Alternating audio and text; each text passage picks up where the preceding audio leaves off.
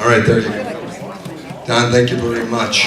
Okay, you know where to find him. He's sitting right there, and he'll field all the questions that you have. Okay? Right now, okay, I know that I'm feeling frustrated.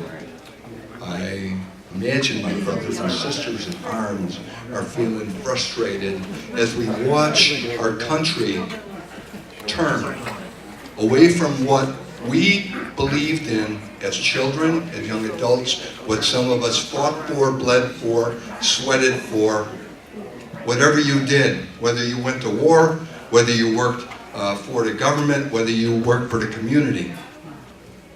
We all feel a little bit frustrated. Now there's a couple ways how to fight back legally, right?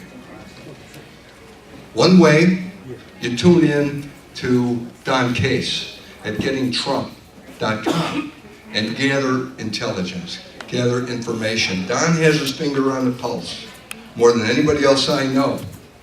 Now, there's a lot of folks who I said, listen to him. So that's one way. Another way, you sign up with Rob Whitley. Where's Rob? Rob? Rob's the head of the ISRA. You get with... I'm the chair for the Northwest Suburbs. Huh? I'm not the head, I'm the chair for the Northwest Suburbs. All right, for now you're the head. Right here you're the head. Okay, you go down to Springfield with Rob Whitley. If there's only 50 people who show up, the left is going to laugh at the IRSA. If 15,000 show up, they're going to say, wow, this is impressive. They can't even fill the whole camera angle of all the people there. Rob Whitley's the man, he's organizing it. That's another way how to fight. There's other ways how to fight too, by what we're doing. What was mentioned before. Where's Craig? With kids. With kids. And I'm up here, now because I'm going to take that a little step further, another way how to fight. And I need your help. I'm director of On Target. I love my job. I've been a special agent. I've been in every third world country you can imagine. And I finally came home to the loving arms back of Illinois, my family, my friends, and I work at On Target. But I have another passion. During my hiatus, between my government roles, I was a wilderness guide. And I taught thousands of people in wilderness survival, kids, adults. And one project I've been working on for a while is called the Fort Intrepid Project. And that is a project dedicated to our greatest natural resource that we have. And this is the only way to keep our country. We're all, in another 50 years, we're done. Who's going to replace us? Kids who are high on heroin, kids who are taking legalized marijuana, kids who are texting while they're driving. Because that's what the left has planned for our children. They want to take their souls, and we know it. So what do we do to fight against that? We give them a path. I remember as a Boy Scout, we went to Camp Napoleon, we learned how to shoot, we learned how to respect our elders, we learned how to survive. And we have memories for a lifetime. That laid the foundation for many of us. How many former scouts we have in here? Look at them all. And you're here. Believe me, if the left gets in power again, okay, a meeting like this will be equated to the beer hall putsch of 1923. They won't allow it. We can't let them have it. So in order for us to maintain the spirit of freedom that we grew up with, we got to educate our children big time.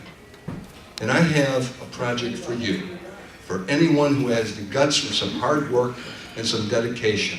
It's called the Fort Intrepid Project. I locked on the 60 wilderness acres up in Wisconsin. During the summer, we're going to take kids of all ages, all economic strata. Kids who want to learn. Kids who need to learn about the olden ways of Native American frontiersmen, wilderness survival. That sort of thing, the things we grew up with that set our course They set us on an azimuth in life. And that's what the kids don't have. When they come in, they turn in all their high-tech phones, iPhones, and everything, and they don't see it for a week, for 10 days. Some of them go nuts until they realize, wow, there's something greater, there's a greater good.